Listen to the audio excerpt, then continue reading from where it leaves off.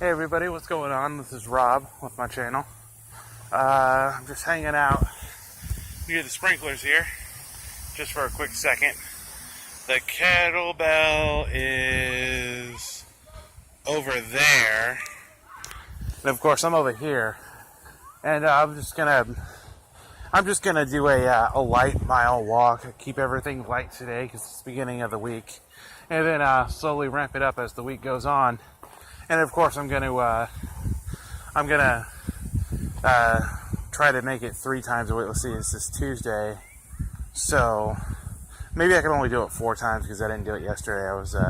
I just went to bed early yesterday, so maybe Tuesday, Thursday, and of course twice on Saturday. So 4 times this week because I'm just starting a day late. Excuse me, I burped. And there's the bell. And I'm just going to casually walk today. I'm in no big hurry. There's other people out on the track here, so I'm just going to do the walk, the kettlebell swings, plus maybe an additional walk. I'll find out after the kettlebell swings because I want to try to go to bed early tonight like I did yesterday. I got some really good sleep.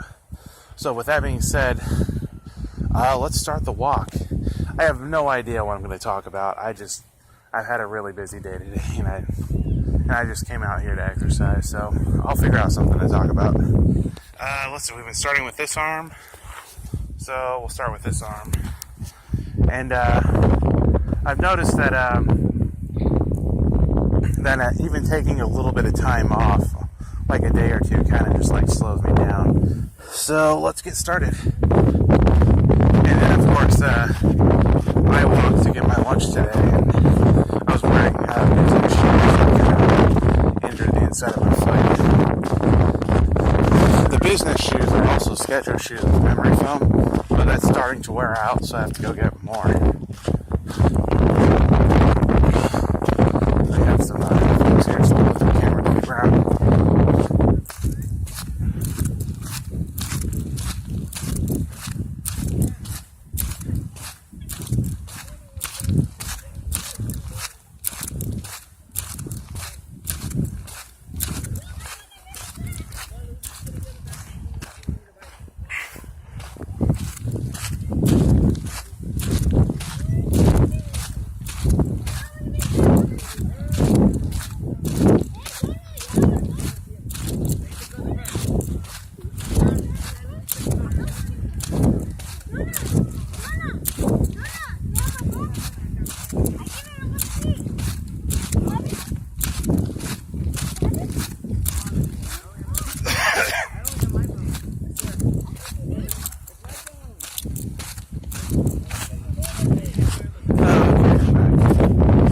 I'll just point the camera down so there's like no legal issues and stuff like that because it's just kids having fun.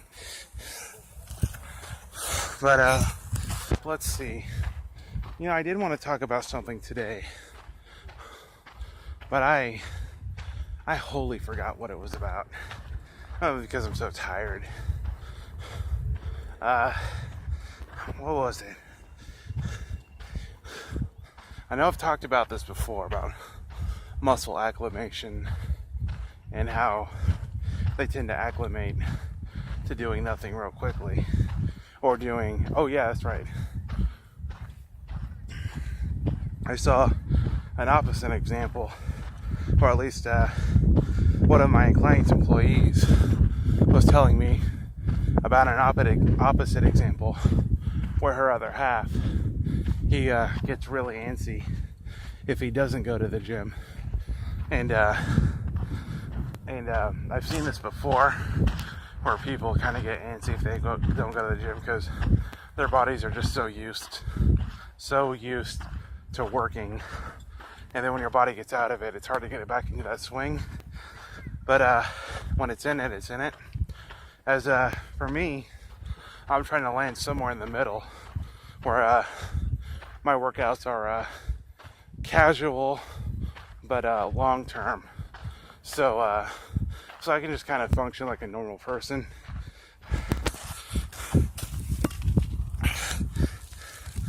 because I do travel and for my work, and I do all kinds of things, I really needed a workout that was right for me. That wasn't gym intensive or cardio intensive. And it seemed like the kettlebell walk was good in the middle. And I've explained all this before. And that's where I want my effort to land, is in the middle. The other day I was doing kettlebell throws and kettlebell run or kettlebell jogs. Those are pretty good. I'm not gonna do those tonight. I'm just gonna start slowly and ramp it up throughout the week. So probably Thursday I'll do kettlebell throws and kettlebell jog along with a kettlebell walk, and I will go to bed early on Wednesday for that, so I can get enough sleep. Because the thing I have trouble here is adjusting to the heat, and it gets warm at night, so getting enough sleep is hard for me.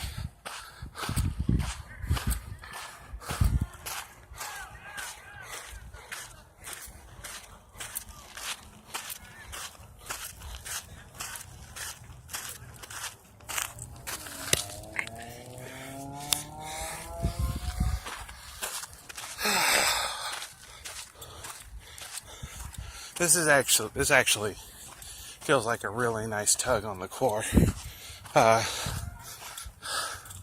I forgot to take my lunch today, I just had like $5 7-Eleven food. But I will be taking my lunch tomorrow, and I'm just gonna write up a schedule for that and do the best I can to follow it, because normal everyday food is kind of reversing my weight loss gains to actual weight gains, but it's not to the point where it's a problem. So I'm just gonna try a little bit harder in the food department instead of being so ramped up for work and having so little time to get anything done. Really, I'm just gonna try to make the time. And that's the thing with my work. It's an 8-hour day, but it's an hour drive there and back. So I really gotta time myself correctly so I'm there on time, and I'm not letting these exercises cut into my sleeping hours and affect my production hours. And that's actually really difficult to do.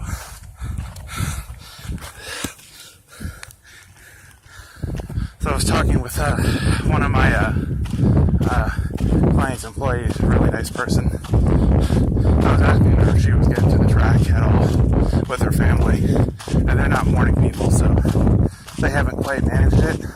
And of course, I'm showing her how to get to the track at night, and I try to take care of everything at night. In fact, I just might even only do the walk, just slowly get into it, and the kettlebell swings. We'll see. They're coming up on the kids again, so I'll put the camera to the ground.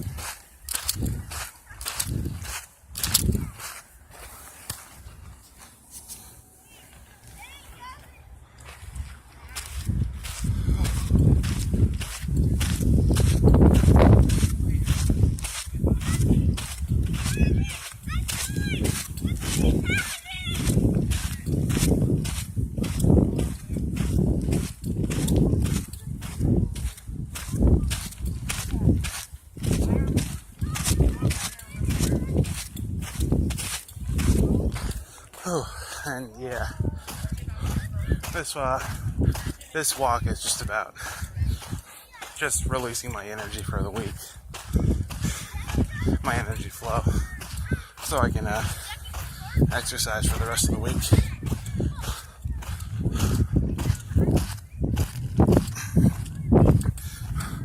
And even though my muscles have acclimated to the bell, it's still pulling down on me, which is really useful.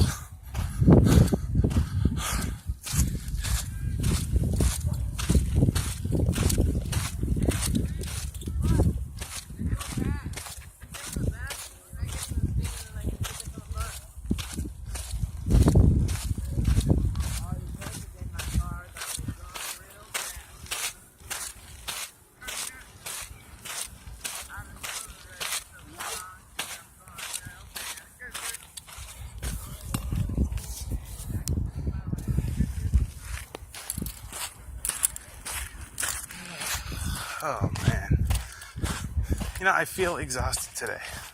I am kind of tired, even though I got so much sleep last night. But that's just the nature of commuting. It has nothing to do with being actually tired or sleep. It's a commute will always wear a person out. It's like a mini version of jet lag. Jet lag will always wear a person out because it's long-term sitting down, whereas commute is short-term sitting down, so it's much more manageable. Of course, unless you're traveling or driving across country, then you just have to manage your driving breaks appropriately. There's been a couple times where I've driven overnight from here to Seattle for like job interviews that I've landed in the past, or from Seattle back down to California where my family lives in case they need some kind of help when the contract ends. So yeah, it just depends on how you manage yourself. That's how you can get these workouts in.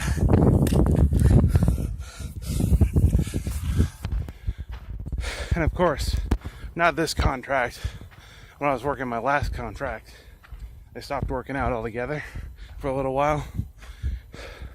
Then I went and did a Yosemite hike. I literally had muscles failing me during the hike, and I was just crawling up the trail trying to make it. So after that experience, I decided to develop a weight / cardio solution. And the kettlebell walk is it. Now, a really good site, if you want to work out more with the kettlebell and explore it more, is onit.com. They have kettlebell workouts, club workouts, mace workouts? I can't remember what the weight is called. But that's a really good site. And of course, they do the farmer's walk too. Well, they call it the farmer's walk. They also do the kettlebell walk, but they do it with 2 kettlebells. Whereas I'm trying to focus on core balance, so I do it with 1, and then alternate every 100 meters. That's the only difference. Other than that, it's the kettlebell walk, depending on how heavy the bell is really dependent on the person and how much they do. So here we are at lap 3. And I'm slowly starting to feel the energy open up in my arms and my legs. And starting to get that feeling of holding the bell again. Because the capacity is there. It's just my muscles have a tendency to forget so quickly. And I think that just might be a genetic issue with me. Let's go forward here.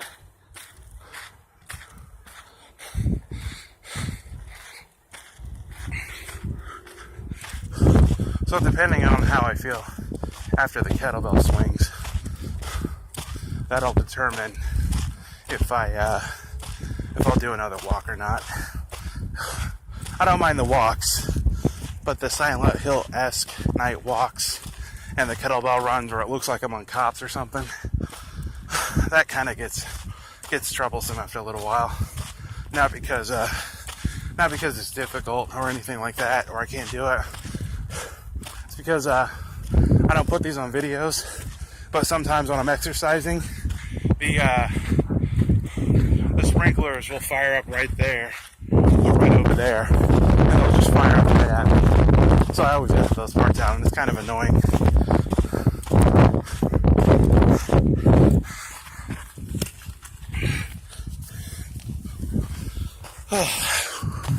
So I try to time my exercises around the sprinklers, especially when they fire up on the football field and they're just shooting right at you.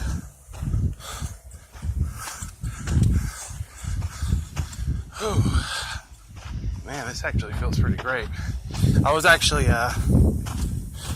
extraordinarily tired before this. I took like a 30-minute nap. I decided to come out here and do this anyways, instead of skipping it. Because you can skip some days, but if you make skipping a habit, then you fall out of exercising. And that's where the real danger of not taking care of yourself comes in, is when it becomes a habit instead of like walking or running or weightlifting. You can do them all separately, but once you decide to start skipping days, multiple days in a row, then it really hits you. And the only exception to this rule is if you're traveling, and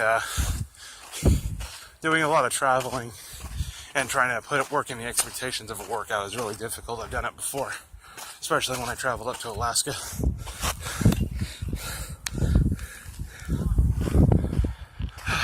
But I mean, it can be done. I've done it.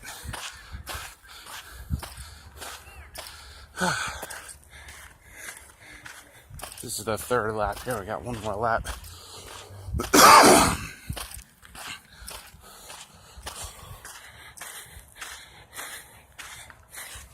And initially, I'm not releasing these videos till about 3 months after my contract ends, just for safety reasons or security reasons.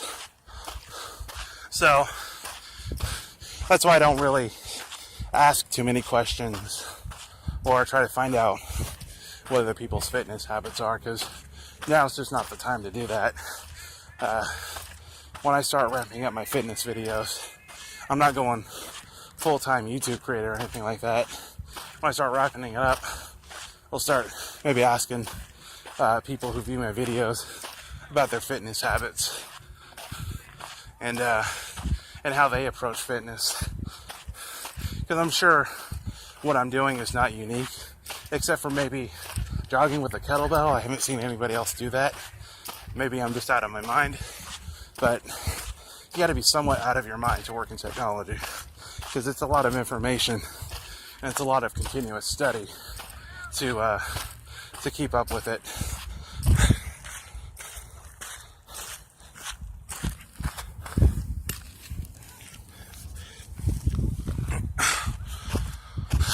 One of the things I was doing last weekend is I was studying Ohm's law and basic electricity power supplies, both inline or online, and offline for consumers. Those are uninterruptible power supplies. And of course I was struggling to understand it, and the analogy they used is really cool. They used a water analogy to kind of oh, this is the book. They used a water analogy to make it seem like an understandable concept. So I just went outside and started playing around with water for a half hour, the water hose. So I was able to put a little bit together. And of course it's V equals IR, or volts equals amperes in resistance. But in reality, all three subjects are a trinity. And then the compounding product of that trinity is watts. So watts is always separate, and it comes at the end. Of course, I believe ampere measures into watts. And of course, there's another formula from watts. I think it's P equals watts equals something else. I'm not sure.